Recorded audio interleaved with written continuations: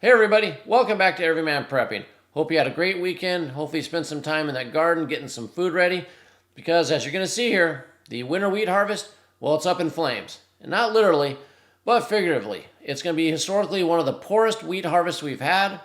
So we'll talk about that in this article. And as you know, wheat products, they're just not in breads and cereals.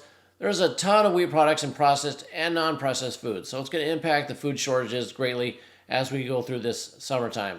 And then we're going to take a quick trip outside to my garden. I have a small garden in one area. We're going to look at it and show you what you can do in a small space. Also, I've got some grow bags I talked about in previous videos that I'm putting potatoes in. I'll show you how those are doing and what I think about them. But let's get into this article here. And as we go through this, please like, comment, and share on the video and subscribe to the channel if you are enjoying this content here. So, historically poor winter wheat harvest coming. So this is following a 3-year drought, and they interviewed a farmer. It says, I don't know how to put it in words how bad it really is. And this is a Kansas farmer.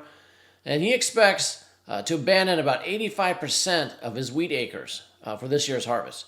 Now, as we'll see later on, during the Depression, or not Depression, but during the Dust Bowl times, about 50% of farmers, abandoned their fields. So if this gentleman is average or indicative of what's going to go on in Kansas, if they abandon 85% of their harvest, that's going to be, yes, historically poor crop. That's what it's going to be.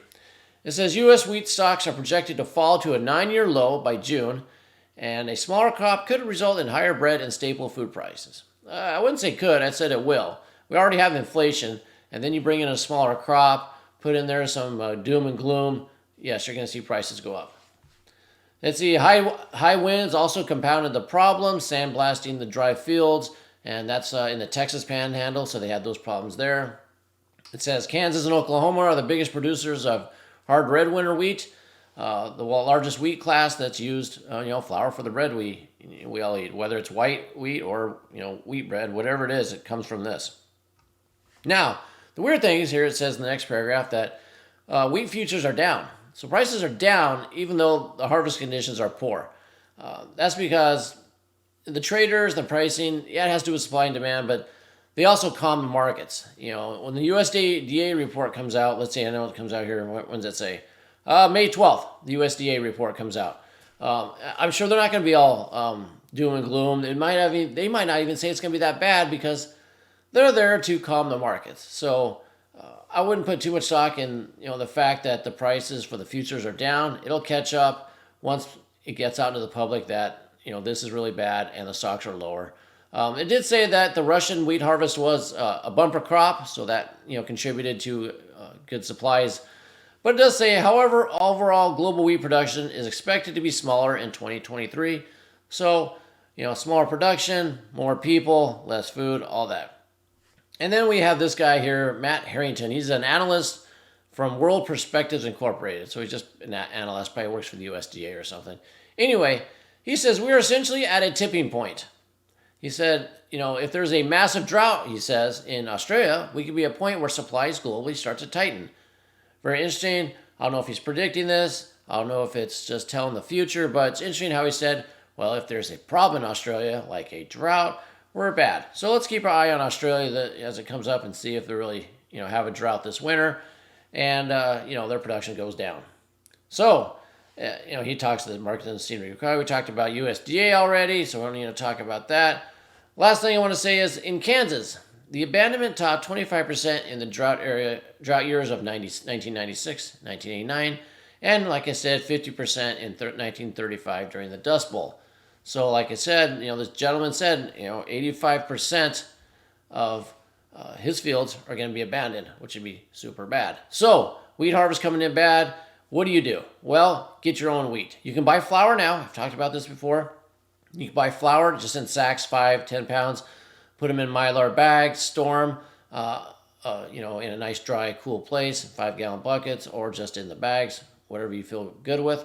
I'll put a link to a video I did about how to do that in the description, so if you want to watch that video as well. But you can also get wheat berries. They store great as well. In fact, one of my examples in that video is doing the wheat berries. So you can see how that's done. But they'll store, if you do it right, with oxygen absorbers, Mylar bag, buckets, you can get 20, 25 years out of it. And then, you're set for, that amount of time. You're good to go. So, but you have wheat berries. What do? Well, you need a flour mill, obviously, because you got wheat berries. You're gonna have to turn it into flour. I use a Wonder Mill Junior. It's manual. I like the manual because it doesn't take power. If I don't have power, I can still make flour. Now you can get a powered one and just have backup power for it. I like the manual because I always gonna have my arm. I have somebody's arm to use, and we can crank that stuff out. You can get some drills that attach to the manual ones. If you have a big enough power drill to help you out, but that works great. I'll put a link to that down below as well in case you want to pick that up, and some of the other supplies about long-term storage. But you need a mill. So you got the wheat berries, you got a mill. You can make your own flour. You can sift it, grind it down more. It works great. You can make all the breads you need out of it, everything else you need. So that's how you can, help yourself out knowing this is coming up. So you have get just the flour and store it. Get the wheat berries in a wheat mill and store it. And then also buy the food you eat now in long term. You're not going to buy the breads and stuff and store those long term, but other stuff that is a byproduct of, the wheat and all that. Buy what you can now and put it in storage as well. Stock that, prepper pantry. That's what you need to do now. Don't delay. Don't put it off if you can. Take care of that now. So that's all I have for you on this, the warning I have for that. So go out and take care of that. Let's get out there to the garden now. I'll walk you around and show you what's been going out there. And you can put in the comments below any questions you have about that or about the wheat. So let's take off now.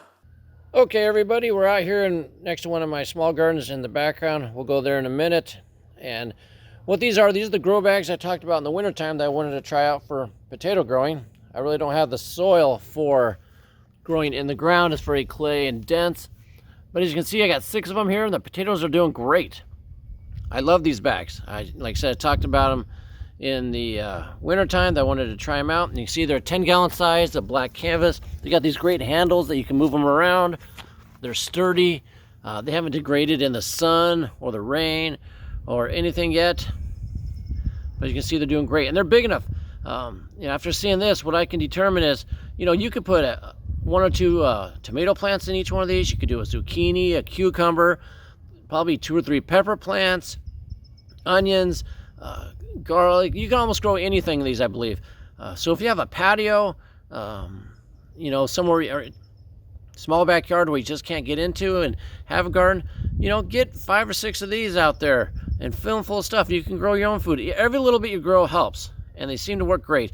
Just get some good soil, get some good manure and compost put in there, and you should have great results. I'll put a link to these in the description as well in case you want to pick some of these up, but I'm really enjoying them right now. So let's now go into the small garden area. Like I said, it's right behind it here. It's about a 20 by 12 area or so, but let's go check it out. Okay, here it is. As you can see, I use a drip water system. Really helps to conserve water as we go through here. But, this isn't to show you to say, look at me, look at my garden. This is to give you an idea of what I do and maybe what you can do with the small space.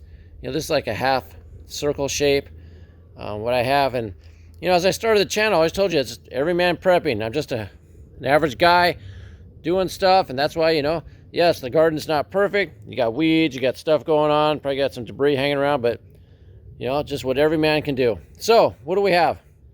We have here some herbs. So I got oregano, and you can see a strawberry plant behind that, and a kale, just stuff around. This is a strawberry plant that I had in some planters. The next one, I just threw it in here, and it started growing. So I kept it there. And then over here we have some parsley, some thyme, and basil that's starting. Basil's not looking so hot right now. The weather hasn't been the greatest for it, but should warm up soon and pick up. So, I love making tomato sauce. So those are my herbs for making tomato sauce. Then as you can see, I got a lot of garlic here. Now, if I didn't have any other garden, this is the only space I had, this wouldn't be this much garlic. It'd probably be 1 row of garlic, maybe half a row, half onions, used for the sauce as well. And then you'd have probably the middle row, you'd put your tomatoes. Then you have your peppers over there. And then as you can see as we walk, I'll show you, I got some bok choy down there with some more stuff. I got some kale. Kale's always good for cool season. Kale's great for salads, very healthy. In this area here, that'll be the cucumbers coming soon. It's not warm enough to put them in the ground yet. We'll get cucumbers and zucchini right here. We got some broccoli over here. Got to have those greens, got to have those veggies. Like I said, lots of garlic. And then we have some different kale. This is walking kale. It'll get really tall. As you can see, we like our greens. Stay very healthy. Some finocchio here, for those that know what that is. Tastes like licorice, basically. Fennel seeds come out of it. Swiss chard, like I said, not looking so hot. It's at the end of the time. You see it's starting to bolt and turn to seed. So this will have to be torn out and replanted, but we'll try to eat it all before then. If not, the chickens love it. Like I say, if you have a garden and you have chickens, nothing goes to waste. You just get it over to them. And some more bok choy over here. So you can see just this little space. We have plenty of greens to stay healthy. We got herbs for the making of the sauce. You know, we wouldn't have as much garlic, like I said. You'd have tomatoes and peppers. You know, over there, like I said, where, you know, we got your zucchinis, your cucumbers. You know, you have your basic food for your family that almost everybody enjoys. So try to get it out there. You know, do what you can, grow whatever you can. Whatever you can will help save money, save costs. As you can see, yes, I don't grow wheat. Wheat's very hard to grow. That's why I store it. I stockpile, you know, wheat berries and flour. I do both. So I suggest you do that as well. And then have this for all your fresh produce. So if you have any questions, leave them in the comment section below, and I can get to them. And let's go back inside real quick. Welcome back. We're now inside. I hope you enjoyed that tour we had of the garden. Like I said, if you had any questions or comments or suggestions for people in your garden or what to grow or how you do it, put those in the comments below. And until next time, keep your ear to the ground, head on a swivel.